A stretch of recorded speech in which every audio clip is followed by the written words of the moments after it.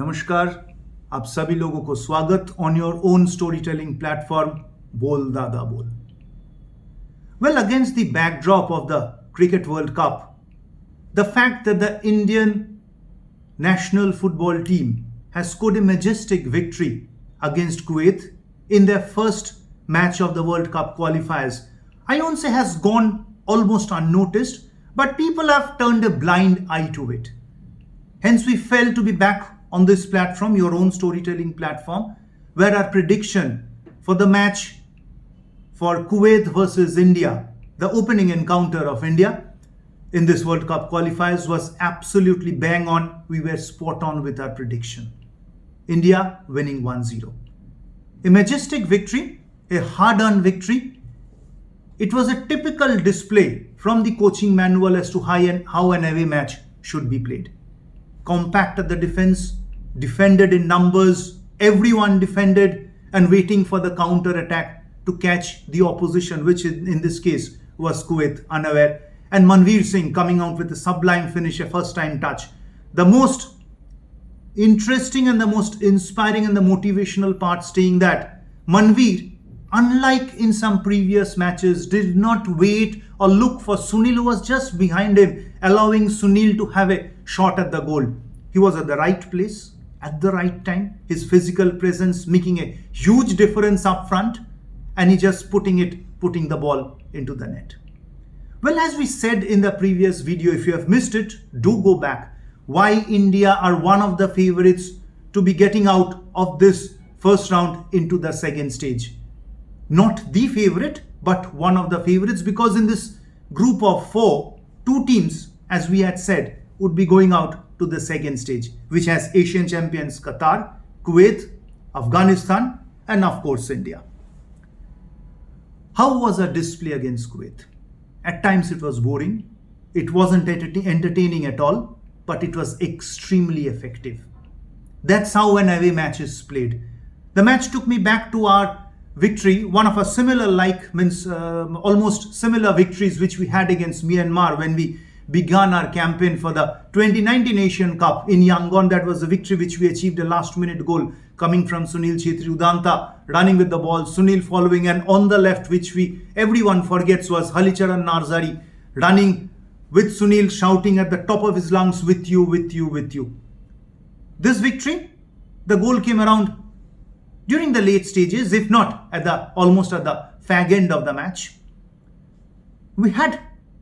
I won't say we had many chances, but the chances which we had, they were half chances. If we could capitalize, well, good. Otherwise, I believe from around the 70th or 72nd or the 73rd minute, we were everyone looking out for a draw, which would have been a great result because we are beginning our World Cup campaign. Not to forget that in 2015 when we played at home, 2019 when we played at home in Bengaluru and in Guwahati, both times against Oman, we played better football, but eventually didn't go on to win the match, which brings me back to my favorite line. In football or in sports, everything else is immaterial.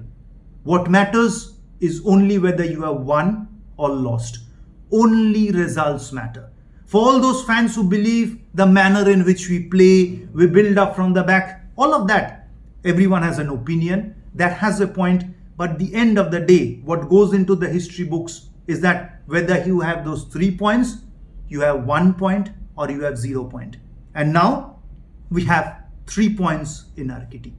These 3 points are equivalent to almost 30 points because now we play Qatar at home and then the other matches, 2 matches against Afghanistan and the home match against Kuwait. And if we are able to beat Kuwait at home, which we should, and the 2 matches against Afghanistan, both home and away, despite Afghanistan playing away, not in their own country, but in a different country, we would achieve history. Indian football would achieve history because that would be the first time we go out of the group stage into the second round of the World Cup qualifiers. Mind you, I reiterate, the second round of the World Cup qualifiers, not to the World Cup, please. So that's the fine line which all the fans need to draw. How did Kuwait play? Well, as an opposition, not impressive at all. At patches, they were good with the ball. They seemed more comfortable when they were attacking with the ball than us. But did it matter at the end? What matters to me is how many penetrative passes did they play in our defensive third? How many saves did Gurpreet Singh Sandhu, our goalkeeper, need to make? Can you count? That describes Kuwait. And if you say so, I am not surprised, because Kuwait are far more below down in the FIFA rankings. They are ranked around 136, I believe. Now, FIFA rankings, do they matter, or don't they matter? Will you know, the narration about the FIFA rankings, I feel, suits or is told or made as per the convenience of individuals. Whenever we play an opposition which is ranked higher than us, experts say, oh, they are ranked higher than us, some 15 places, 20 places, 30 places, and it's extremely difficult. There's a reason why we are 102 and they are maybe Qatar. When we play them, they would be 61 and they are 61 and we are 102. So that there's a difference of almost so many places, means ranks between us. Point.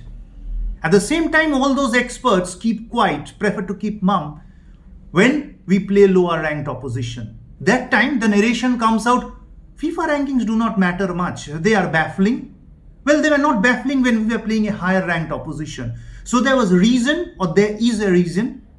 Kuwait are 136, we are 102. There's a reason why Argentina is 1, Croatia, the country from where our head coach Igor Stimac comes, 10. There's a reason for it.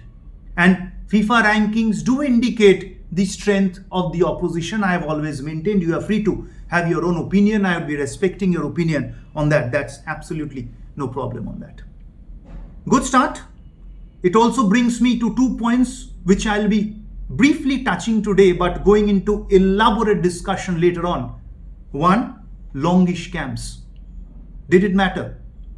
Well, it didn't, because Indian football has changed. The mentality and the confidence of the Indian footballers who play for the national team has completely changed. The exposure which they have got, they know what to do during the off-season. And mind you, they're not coming out straight out of the off-season. They are coming out from in midst of a very competitive league. Again, as per narration, as per to suit the convenience of certain experts, people say, oh, the ISL is not up to the mark.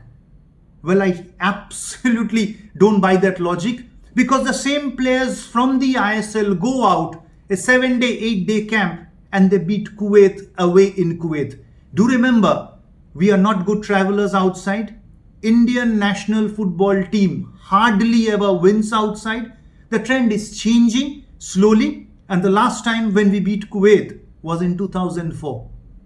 3-2 in an international friendly. Jerry Zitsanga was the hero of that match. Stephen Constantine was the coach, but that was then 2004, which is 19 years back. So 19 years we had to wait to beat a Gulf opposition away. I'm not taking into consideration our victory against Qatar 1-0 under Armando Colasso, because that wasn't an official match. It's achieved under Stimac. Hats off to the coach for his belief, and his self-belief has been infectious into the players. They travel back to India, and 2 or 3 days time they need to gear up to play Qatar, who are on the rampage against Afghanistan. Home and away has its own challenges, has its own fun, joy, and it would be tough, but it's the same for each and every one. I only hope people in Bhubaneswar do come up, rise up to the occasion and fill the stadium, and there's a lot of noise for India when they play Qatar, because we hardly, even when we play away, it's more of a home match for us, because the number of non-resident Indians, NRIs, they always outnumber the natives of that country where we are playing. That's a huge factor, and I only believe that Bhubaneswar won't disappoint the entire country. Let's hope. We'll be back on Boll Dadaa Boll for the match against Qatar, a preview and our analysis.